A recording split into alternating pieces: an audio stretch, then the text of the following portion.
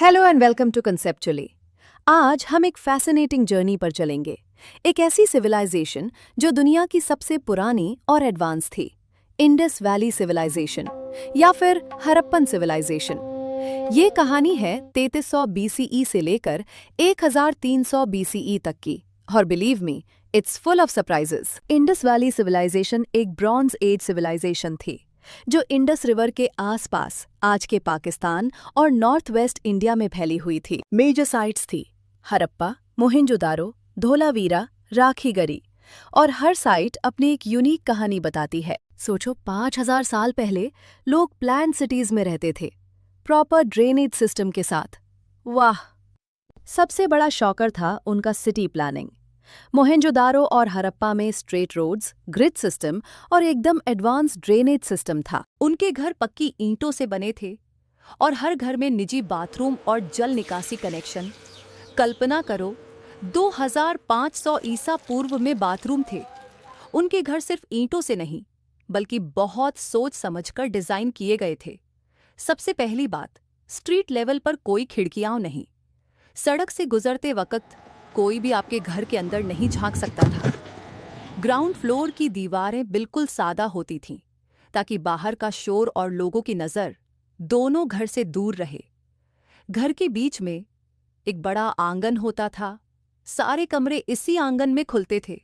मतलब घर की सारी गतिविधियां, चाहे वो खाना बनाना हो या बातें करना, सब कुछ निजी होता था। आसमान के नीचे, दीवारों के पीछे। घरों के मुख्य दरवाजे बड़ी सड़कों पर नहीं, बल्कि नैरो साइड लेन में होते थे। इससे दो फायदे थे। एक तो मेन रोड की धूल और शोर घर में कम आता था, और दूसरा, घर की एंट्री थोड़ी हिडन रहती थी। सोचने वाली बात है ना, इतने साल पहले भी उनका आर्किटेक्चर कितना शानदार था। आपको इनमें से कौन सा पॉइंट सबसे अच्छा लगा? कमेंट करके जरूर बताएं। इंडस वैली के लोग मूल रूप से किसान, व्यापारी और कारीगर थे। वो गेहूं, जौ और कपास उगाते। फैक्ट ये है कि कपास का सबसे पहला उपयोग भी यहीं शुरू हुआ था। जबरदस्त व्यापार। उनका व्यापार नेटवर्क बहुत स्ट्रांग था। वो मेसोपोटामिया, इराक, फारस, ईरान और अफगानिस्तान के साथ काफी व्यापार करते थे। मेसोपोटामिया तक उनके सील और मोती मिले हैं। मेसोपोटामिया के टेक्स्ट्स में सिंधु क्षेत्र को मेलुहा कहा गया है, और वहां के लोगों को लैंड ऑफ सीफेयरर्स, समुद्री यात्री, माना गया है। मतलब ये ग्लोबलाइजेशन का एक प्रारंभिक संस्करण था। एक्सपोर्ट्स यानी बाहर भेजा जाने वाला सामान। उनके सबसे लोकप्रिय एक्सपोर्ट्स में सूती वस्त्र, कारेलियन मोती, लाल पत्थर के मनके, आइवरी, हाथी दांत के प्रोडक्ट्स और लकड़ी शामिल थे। इंपोर्ट्स यानी बाहर से मंगवाया सामान। लग्जरी सामान बनाने के लिए कच्चे माल का इंपोर्ट्स करते थे, जैसे अफगानिस्तान से लापीस लाजुली, नीला कीमती पत्थर, ओमान और राजस्थान से तांबा, और दक्षिण भारत से सोना। सील का सिस्टम, व्यापारी अपनी चीज पर एक यूनिक स्टोन सील लगाते थे, जिन पर अक्सर जानवर बने होते थे। ये सील्स एक तरह से ट्रेडमार्क या बारकोड का काम करती थी, ताकि शिपिंग की समय गुणवत्ता और उत्पत्ति का पता चल सके। क्रिएटिविटी। उनकी मिट्टी के बर्तन, आभूषण और खिलौने एकदम क्रिएटिव और स्टाइलिश।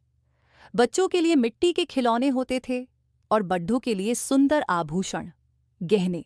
इंडस वैली सिविलाइजेशन का सबसे बड़ा रहस्य है उनकी स्क्रिप्ट। हड़प्पन स्क्रिप्ट अभी तक डिसाइफर नहीं हो पाई है। अनडिसाइफर्ड सिंबल्स।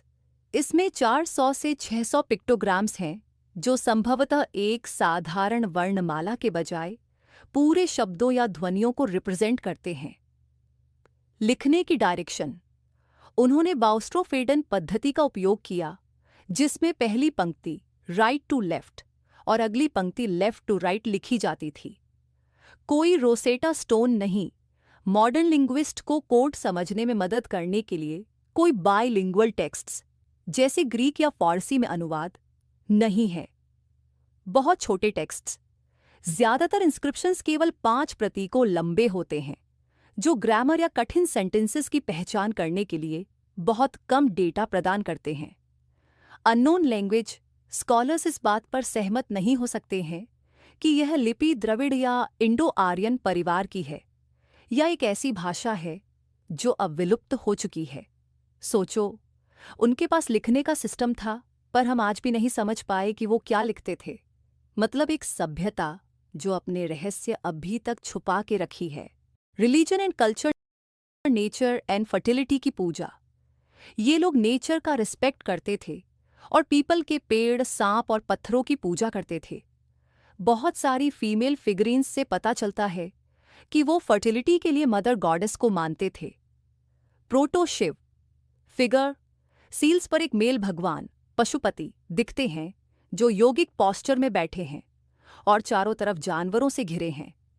इन्हें भगवान शिव का पुराना रूप माना जाता है। रिचुअल प्यूरिटी और पानी, मोहेंजोदारो में ग्रेट बाथ का मिलना ये दिखाता है कि उनके लिए नहाना और सफाई धार्मिक और सामाजिक कार्यों का एक मुख्य हिस्सा था। जानवरों के प्रति सम्मान, जानवर चाहे वो असली हों, बैल, हाथी, बाघ या मिथिकल जैसे यूनिकॉर्न, उनका बहुत ज्यादा स्पिरिचुअल इंपॉर्टेंस था और वो अक्सर सील्स और एम्यूलेट्स पर दिखते थे। आफ्टर लाइफ में विश्वास, उनके दफनाने यानी बेरियल के तरीकों में कब्र के अंदर मिट्टी के बर्तन, ज्वेलरी और मिरर्स रखे जाते थे। इसका मतलब है कि वो मरने के बाद की जिंदगी यानी आफ्टर लाइफ पर विश्वास करते थे। एक और इंटरेस्टिंग बात, उनके शहरों में टेम्पल्स या पैलेसेस नहीं मिले। मतलब शायद उनकी सोसाइटी इगलिटेरियन थी, सबको इक्वल इंपॉर्टेंस। डिक्लाइन और लेगेसी, सिविलाइजेशन का अंत। करीब 1900 ईसा पूर्व के बाद ये बड़े शहर धीरे धीरे खत्म होने लगे और लोग दूसरी जगहों पर शिफ्ट हो गए। डिक्लाइन के कारण, इसका कोई एक पक्का कारण नहीं पता। एक्सपर्ट्स के अनुसार क्लाइमेट चेंज, बार बार आने वाली फ्लड यानी बाढ़ और ड्राउट यानी सूखा कारण हो सकते हैं। नदियों का बदलाव, एक थ्योरी ये भी है कि सरस्वती और इंडस जैसी नदियों ने अपना रास्ता बदल लिया या वो सूख गई, जिस कारण से खेती और व्यापार को नुकसान हुआ होगा।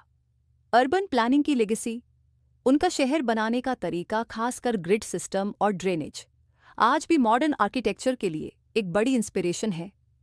कल्चरल कनेक्शन, हड़प्पा कल्चर के निशान जैसे कि योग, पीपल की पूजा और आभूषण आज भी भारतीय संस्कृति और परंपराएं साफ दिखती हैं। तो दोस्तों, इंडस वैली सिविलाइजेशन का एक रिमाइंडर है कि 5000 साल पहले भी इंसान कितने स्मार्ट और क्रिएटिव थे। अभी भी उनके कई रहस्यों को हम सुलझा रहे हैं। अगर आपको यह जर्नी पसंद आई तो लाइक, शेयर और सब्सक्राइब जरूर करें और कमेंट्स में बताएं आपको इंडस वैली सिविलाइजेशन का कौन सा पहलू सबसे ज्यादा आकर्षक लगा।